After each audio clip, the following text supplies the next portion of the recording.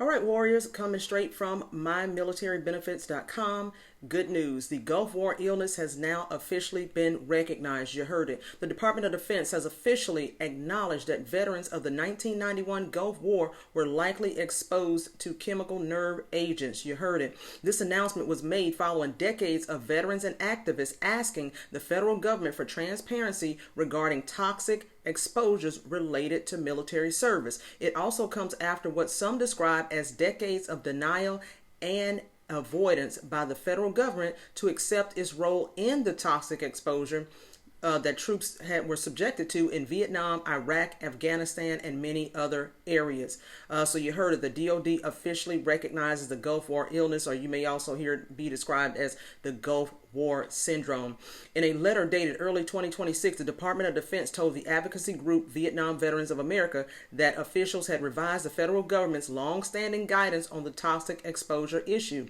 This change aims to classify exposure levels for approximately 100,000 service members who may have been exposed to toxins during this conflict. While the toxin exposures of the Vietnam era have been acknowledged, Agent Orange being one of the major exposures from that time, which I'm sure we've heard of, Gulf War syndrome and related medical issues have demanded equal attention with varying degrees of success. Some efforts to address Gulf War syndrome over years have been made, but some feel the 2026 announcement is the first major progress for disabled veterans suffering from these types of issues. Understanding the Gulf War illness. So what is GWS, or again, Gulf War syndrome? Gulf War illness or Gulf War syndrome may be present in approximately 1 out of every 3 veterans who served in the military in the Gulf War from 1990 to 1991 during Gulf War operations. GWI symptoms include chronic fatigue, conjunctive issues, skin rashes, and respiratory problems. The Department of Defense says acknowledging the likelihood of chemical exposure will help clinical researchers connect the biological findings to specific environmental triggers. For years, government documents suggest that the troops serving in those places like Iraq and Afghanistan may have been exposed to low levels of nerve gas. The Department of Defense now confirms that some vets were likely exposed to sarin and cyclosarin, Cyclosarin, in case I am mispronouncing that. So how did this happen? How were our veterans exposed, or active duty at that time, but how were they exposed to these chemical agents? The new policy addresses a 1991 incident at an ammunition storage facility in Iraq. During the final days of the war, U.S. forces or their contractors destroyed bunkers containing massive quantities of chemical weapons. The demolition likely release sarin or cyclosarin, with some 100,000 soldiers working in the path of these toxins. Would these substances have been released if the demolition project had not occurred?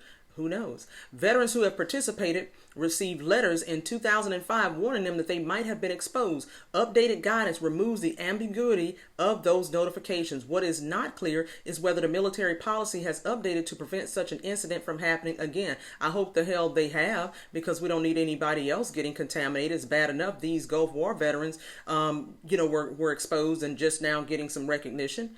Here we go. So there has been some high-level meetings, they say. The shift in policy followed a high-level meeting on December 18th when representatives from the Vietnam Veterans of America met with the Department of Defense officials to discuss declassification of war records. The advocacy group argued that withholding information, hinder the Department of Veterans Affairs' ability to process claims. The letter issued late last week confirmed that the military acknowledges its previous communication errors. The Department of Defense is now working with strategic communication teams to post this information online for public access. So, quick couple of pieces here more before we get ready to wrap up.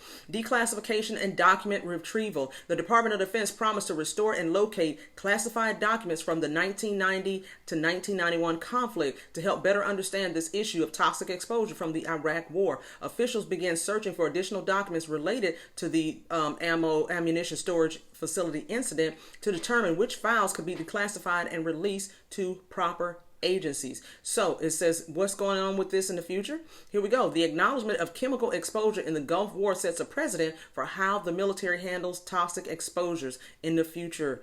This is the level of transparency needed to build trust amongst the military, veterans, and the federal government. It also ensures that the scientific community has the data necessary to develop effective countermeasures and treatments. So sounds like this is a positive for, again, our Gulf War veterans who definitely have been waiting quite some time for this to even be acknowledged and to hopefully get, all of the treatment. And if they had, some kind of disability payments they deserved, hopefully they get that as well. I'll put the link to this article in the description of this video. My name is Robin. I'm your retired Marine Corps First Sergeant and America's advocate for veterans. I have given myself that title. Follow me. I hope to see you in the next video.